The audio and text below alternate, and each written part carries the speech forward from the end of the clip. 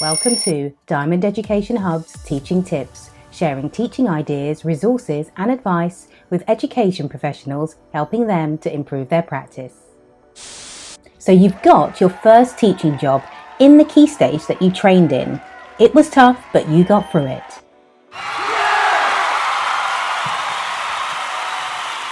Now it's time to focus on 3 things: your new class, your career, and that NQT folder.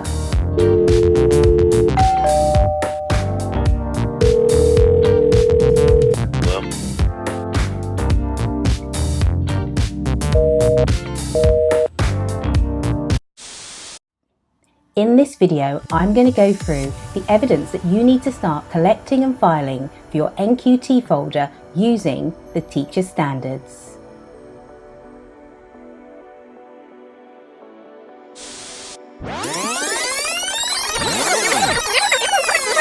Right, before we go any further, don't forget to click on the subscribe button to see more videos from me.